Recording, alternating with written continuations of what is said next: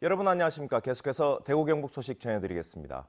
대구와 경북 지역은 오늘 대체로 맑은 가운데 아침 최저 기온은 대구 영하 0.6, 구미 영하 0.8, 안동 영하 2.8, 봉화 영하 6.8도 등으로 어제보다 6, 7도 떨어졌습니다. 낮 최고 기온은 대구와 구미 6, 안동 5, 봉화 3도 등에 머물 것으로 예상됩니다. 대구 기상지청은 내일은 아침 최저 기온이 영하 6, 구미 영하 5, 봉화 영하 10도 등으로 오늘보다 기온이 더 떨어져 맹추위를 보일 것으로 예보했습니다.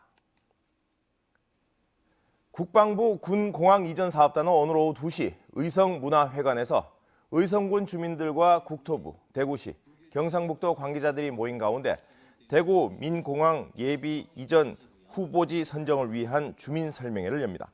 국방부는 추진 배경과 절차, 군공항 유치 시 경제 효과, 그리고 소음 피해와 고도 제한에 따른 제한 사항 등을 설명할 예정입니다. 대구시는 올해 중소기업 정책자금 지원을 4,600억 원으로 정하고 대구 신용보증재단을 통해 수시로 지원 신청을 받습니다. 대구시 중소기업 지원 정책자금은 창업 및 경쟁력 강화 자금과 경영안전 자금, 그리고 중소기업 재기를 위해 올해 처음 시행하는 창업 실패자 제도약 지원 자금 등으로 각 자금별로 지원 대상이 다르기 때문에 대구 신용보증재단으로 문의하면 됩니다. 경북 동해안의 대표적인 산업인 수산업이 살아나기 위해서는 전통적 어업에다 제조업과 서비스업을 결합한 이른바 6차 산업의 성공 여부에 달렸다는 지적이 나오고 있습니다. 장성훈 기자가 보도합니다. 2016년 해양수산 신지식인 대상을 받은 김성호 씨가 1년여 전에 개발한 오징어빵 공장입니다.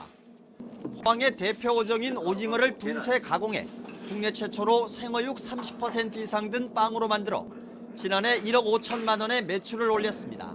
오징어가 우리 포항의 명물이니까 그게 또 이렇게 싱싱한 걸 잡아서 바로 하니까 더 믿음이 가고 더 맛있는 것 같습니다. 오징어 잡이라는 1차 산업에 2차 제조업과 3차 서비스업을 결합한 이른바 6차 산업화에 성공한 겁니다. 김 씨는 과메기도 직접 생산하는데 처음부터 도매는 취급하지 않고 채소와 양념 등을 한데 묶어 직거래로만 판매하고 있습니다. 소비자와의 신뢰를 기반으로 유통비용은 절감하고 부가가치는 높이기 위해서입니다. 김 씨는 이 밖에도 오징어 조업과 수산물 가공 등 사업을 다각화해 연간 50억 원 이상의 매출을 올리고 있습니다.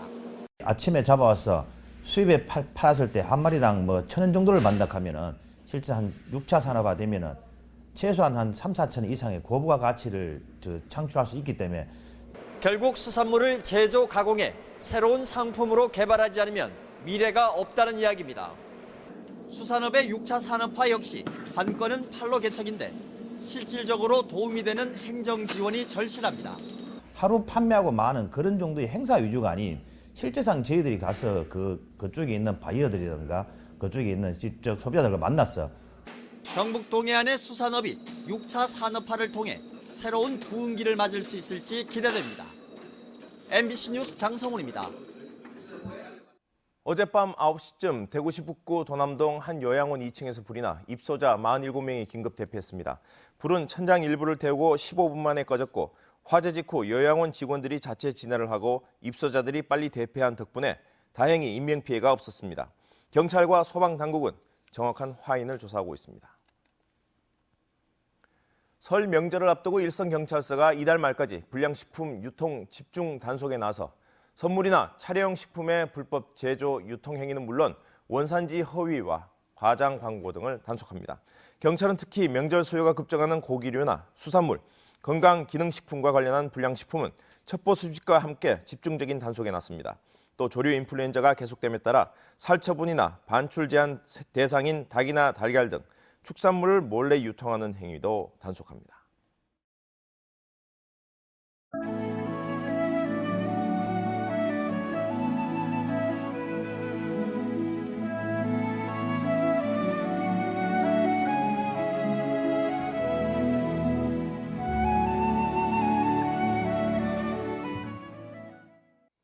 지금까지 대구 경북 소식이었습니다. 고맙습니다.